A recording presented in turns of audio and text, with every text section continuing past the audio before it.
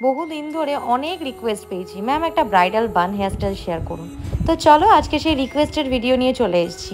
এটা ছিল আমার ক্লাস ভিডিও। তো স্টেপ বাই স্টেপ তোমাদের সাথে পুরোটা শেয়ার করব। প্রথমেই আমি ন্যাপ এরিয়া আর ক্রাউন এরিয়া ডিভাইড করে নিয়েছি। দেন ন্যাপ এরিয়ায় আমি একটা ফনি করে নিচ্ছি। একটু উঁচু করে করবে, যাতে ফনিটাকে আমি 2 গাঁট উঁচুতে করেছি। এবং এই ফনি বাঁধার টেকনিকটা অলরেডি কিন্তু আমাদের পেজে আপলোড রয়েছে, ঝটপট যাও আর চেক করে নাও। তারপরে আমি ক্রাউন এরিয়াটাকে ভার্টিক্যালি দুভাগে ভাগ করে এবারে আমি একটা পাফ রেডি করব। তার জন্য ডায়াগোনালি আমি একটা ভি সেকশন নিয়ে নিচ্ছি। দেন সেটাকে সি থ্রু ব্যাক কমিং করা শেখাচ্ছিলাম স্টুডেন্টদেরকে। এরকমভাবেই কিন্তু আমাদের proper spray technique, proper back coming technique সমস্ত কিছু আমাদের ক্লাসে শেখানো হয়।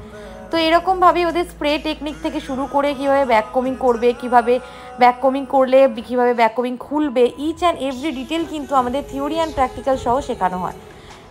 এবারে আমি আস্তে আস্তে ফ্রন্টের দিকে হালকা হালকা ব্যাক কমিং করে সামনের দিকে এগিয়ে যাব।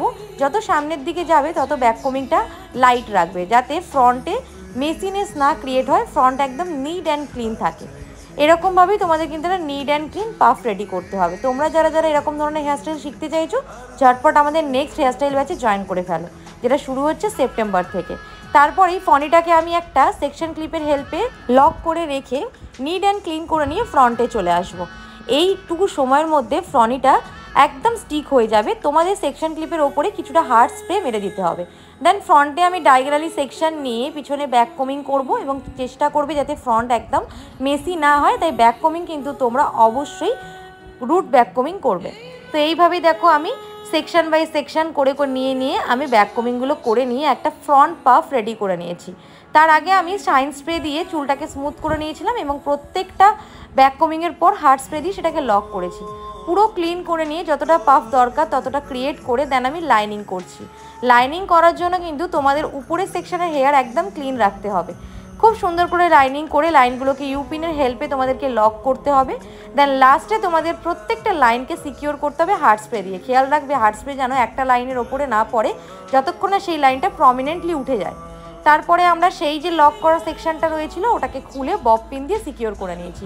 পুরো হেয়ারটাকে একটা বাঞ্জির হেল্পে নট করে নিয়ে ফ্রন্টে এস ওয়েভের জন্য যে হেয়ারটা আমরা রেখেছিলাম সেটাকে ক্রিয়েট করব। ফ্রন্টে একটা এল সেকশন আমি রেখে নিয়েছিলাম। দেন সেটাকে ভালো করে শাইন স্প্রে দিয়ে ভালো করে ময়েশ্চার করে নেওয়ার পরে আমি ওটাকে আস্তে আস্তে উপরের দিকে স্প্রেড করেছি। খেয়াল রাখবে যত উপরে স্প্রেডিং হবে লেয়ারিং কিন্তু পাতলা হবে, মোটা লেয়ারিং স্প্রেডিং করলে কিন্তু এস ওয়েভ দাঁড়াবে না। তারপর টেলকমের পেছনটা দিয়ে আমি পুরো ক্লিন করে নিয়ে সেকশন পিনটাকে একটু উল্টো করে লাগাবে যাতে ভালোভাবে হোল্ডিং হয়।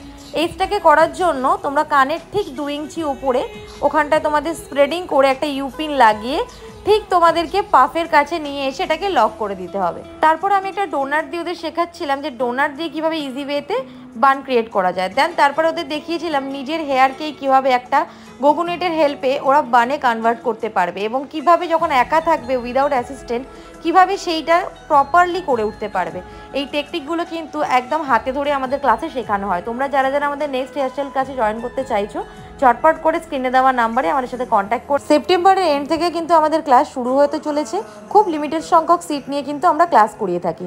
এবারে তোমাদের সেলাই করার টেকনিকের হেল্পে তোমাদের বানটাকে লক করতে হবে। ঠিক আমি যেভাবে লক করছি একটা ইউপিনের হেল্পে কিছুটা বানে আর কিছুটা ভিতরের হেয়ারের মধ্যে লক করে দিতে হবে। That is the final look. কেমন লাগলো জানিও।